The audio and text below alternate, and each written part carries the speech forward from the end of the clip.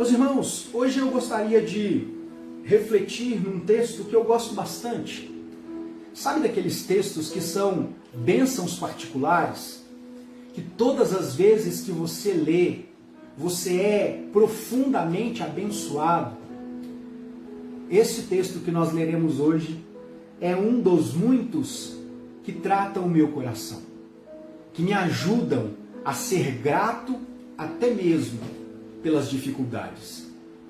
Hoje eu gostaria de falar a respeito de esperança.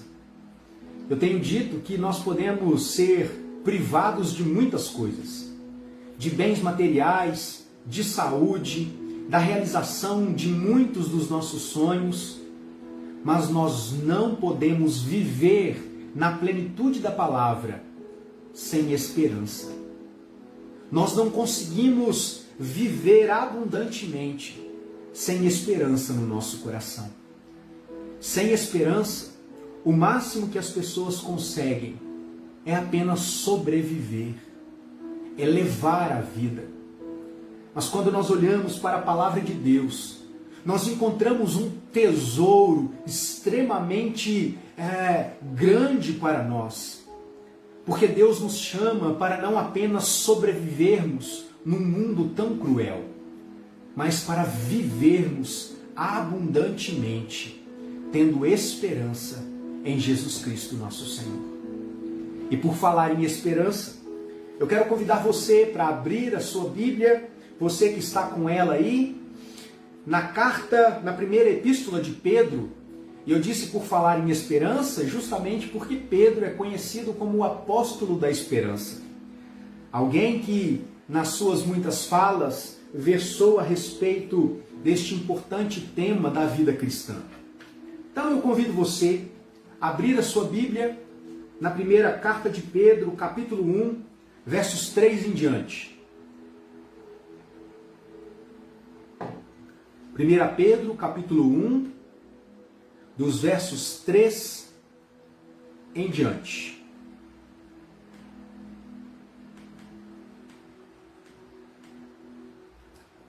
Muito bem.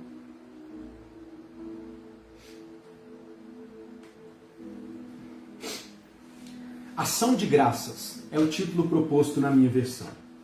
Diz assim a preciosidade do texto da palavra de Deus. Acompanhe comigo. Bendito Deus e Pai de nosso Senhor Jesus Cristo, que segundo a sua muita misericórdia, nos regenerou para uma viva esperança, mediante a ressurreição de Jesus Cristo dentre os mortos, para uma herança incorruptível, sem mácula, imarcessível, reservada para vós outros, que sois guardados pelo poder de Deus, mediante a fé, para a salvação preparada para revelar-se no último tempo.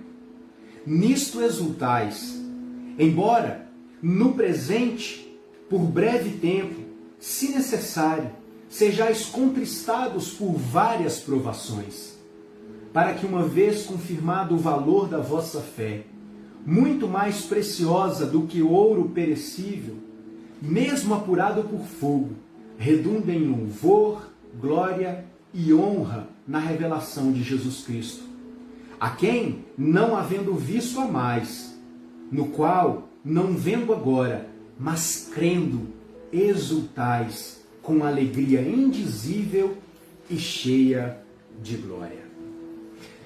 Amém. Como eu disse, esse texto é belíssimo, porque ele nos fala a respeito de esperança. Nós não conseguimos viver integralmente sem ter esperança. Todos nós temos esperança em alguma coisa ou em alguém. O fato é que nós buscamos esperança em algum lugar. O que acontece muitas vezes é que muitas pessoas não conseguem viver abundantemente porque têm buscado esperança em coisas efêmeras, passageiras, ou quem sabe nas pessoas que, assim como eu e você, são falíveis e erram constantemente. Em contraponto a isso, quando olhamos para o texto escrito por Pedro, nós percebemos que ele fala de uma esperança transcendente. Ou seja, de uma esperança que está para além das coisas desse mundo. De uma esperança que está centrada em alguém e não em alguma coisa.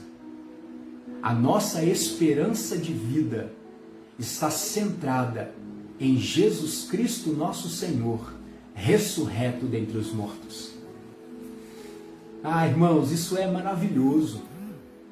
Quando nós paramos para pensar a respeito da base da esperança que temos em Cristo, Pedro vai nos dizer que a ressurreição de Jesus é a razão pela qual nós podemos ter esperança de vida. É isso mesmo. Jesus Cristo morreu pelos nossos pecados, e isso é verdade. Mas ele não apenas morreu, ele ressuscitou. E na sua ressurreição, nós ganhamos vida eterna. Porque o preço do pecado foi pago na morte, e a garantia da vida eterna foi consumada na ressurreição de Jesus Cristo. E aí Pedro faz um contraponto a esta alegria, a esta esperança com as coisas deste mundo. Ele primeiro apresenta este imbatível argumento: vocês têm uma razão pela qual ter esperança de vida. E ele coloca Jesus Cristo, nosso Senhor.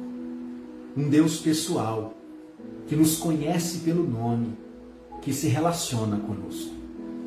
Depois de nos trazer esta boa notícia, este evangelho, ele então nos ajuda a olhar para as coisas do tempo, relacionadas à nossa vida e ao mundo que nós vivemos. Ele então vai dizer: nesta esperança, fiquem felizes, exultais, sejam contentes, animem-se, porque esta esperança não pode tornar atrás. E aí ele complementa: ainda que, verso 6, embora no presente, ou seja, na nossa vida, enquanto passamos nesse mundo caído, nesse mundo refém do pecado e das consequências do pecado, ainda que no presente, por um tempo determinado, que se comparado à eternidade, é muito pequeno.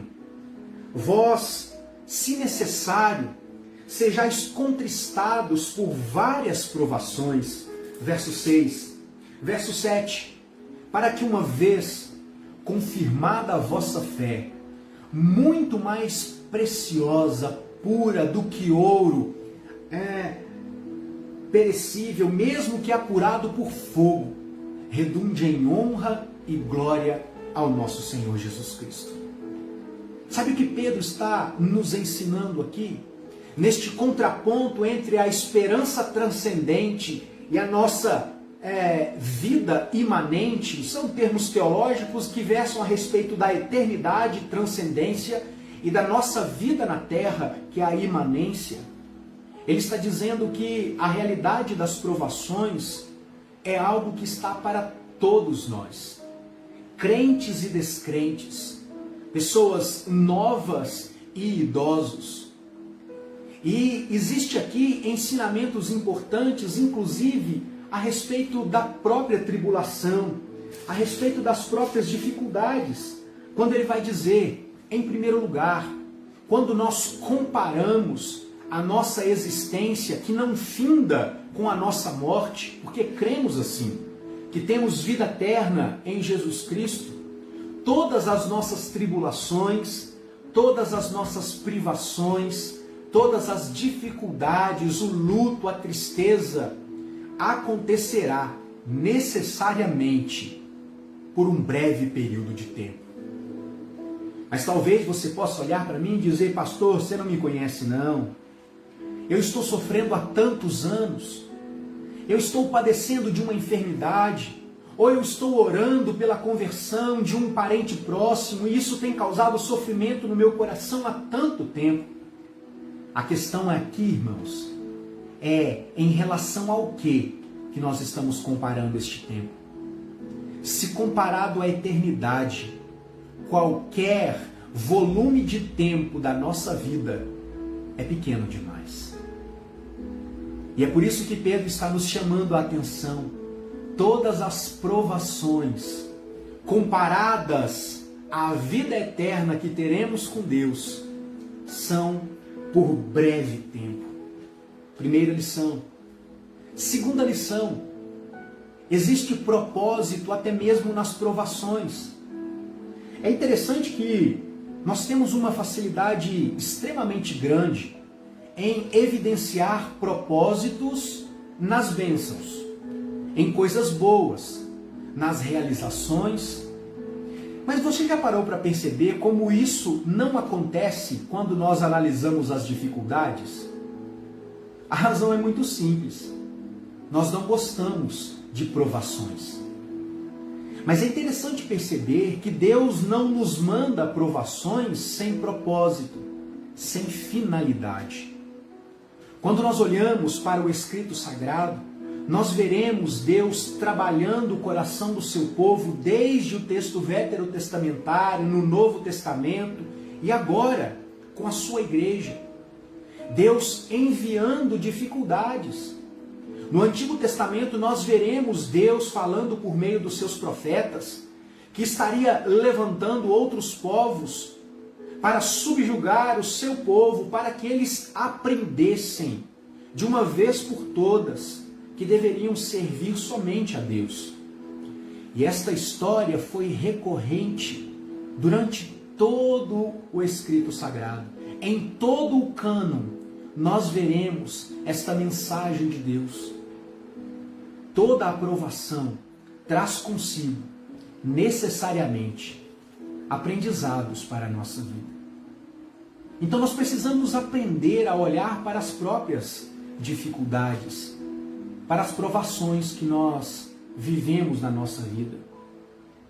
É a palavra de Deus que está nos dizendo assim. Quando nós olhamos para a crise do coronavírus, nós podemos parar um pouco e pensar: quais lições nós podemos aprender com tudo isso? Quantas vezes, meus irmãos, tínhamos todas as possibilidades de acordar, nos preparar e estar junto com os irmãos no templo, mas simplesmente não íamos. Porque estávamos cansados? Porque marcamos outro compromisso? Porque não tínhamos interesse? E agora que somos privados de estarmos juntos, nós lamentamos o fato de não podermos congregar fisicamente. Quantas vezes, meus irmãos, acordamos bem fisicamente, emocionalmente, e nós vamos tocando a nossa vida e não paramos para pensar o quanto Deus tem nos abençoado, e basta-nos uma provação para murmurarmos.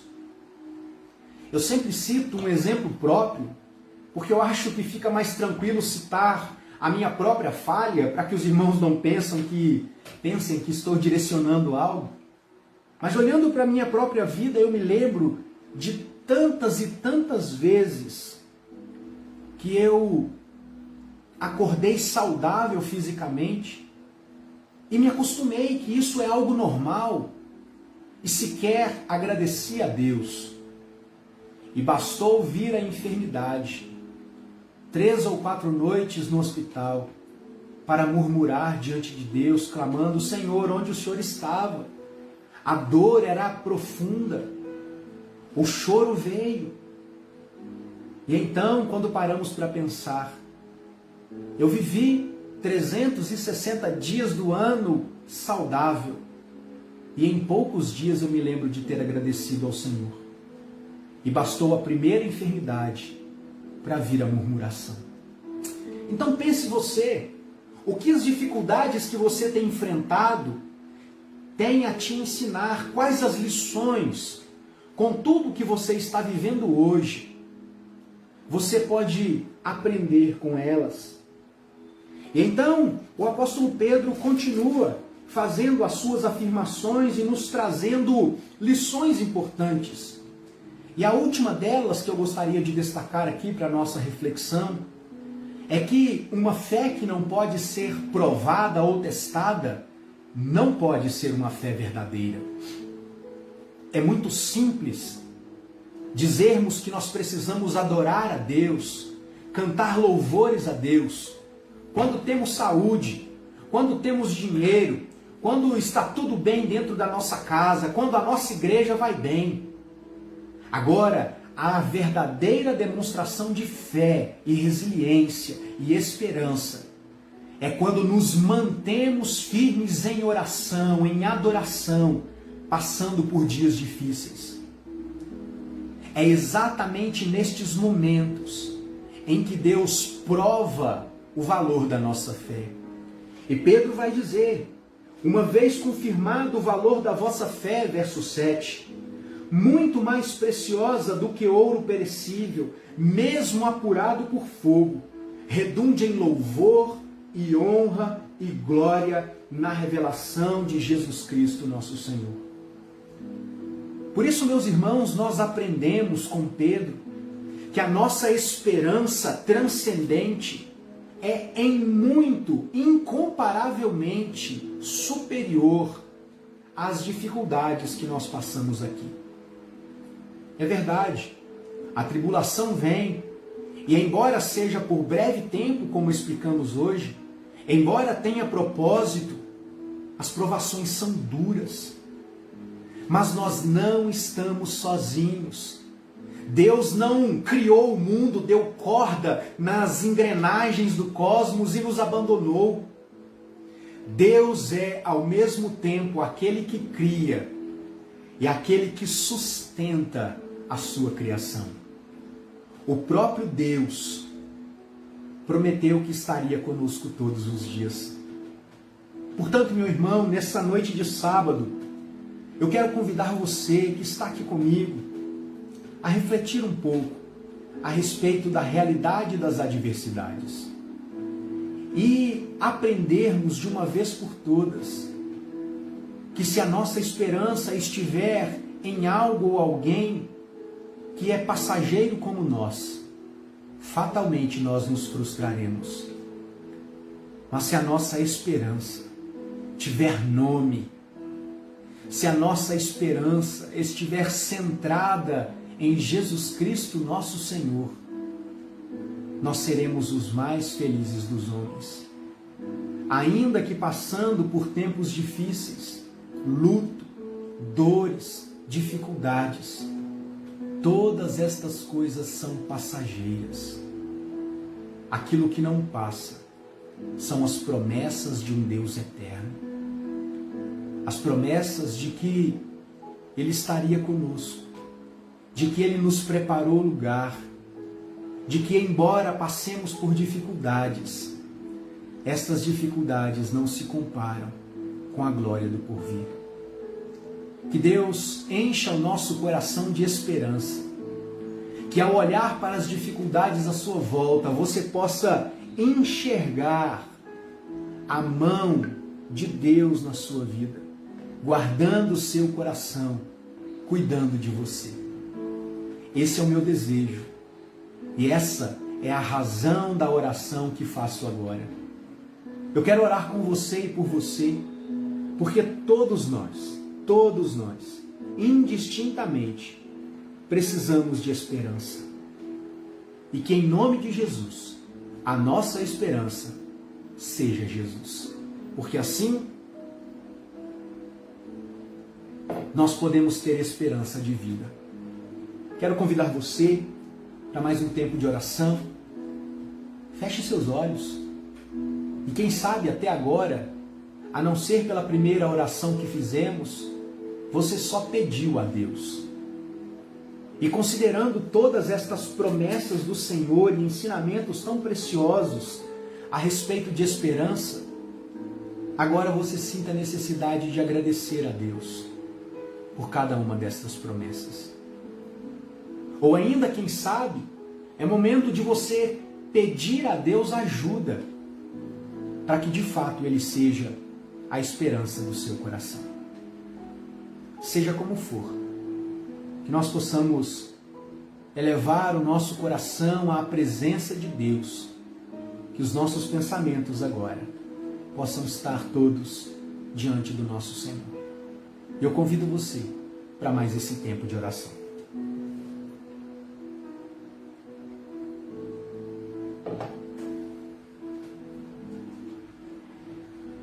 Deus querido, obrigado pela promessa de vida eterna. Obrigado, ó Deus, porque a Tua palavra não pode voltar atrás. Obrigado, ó Deus, porque a morte não é mais a última palavra a respeito daqueles que creem em Jesus. Obrigado, ó Deus, porque embora vivamos dias tão difíceis de provações, olhando para a Sua palavra, nós percebemos que tais provações são passageiras, necessárias, e elas têm o caráter, o poder de purificar, de testar a fé que temos no Senhor.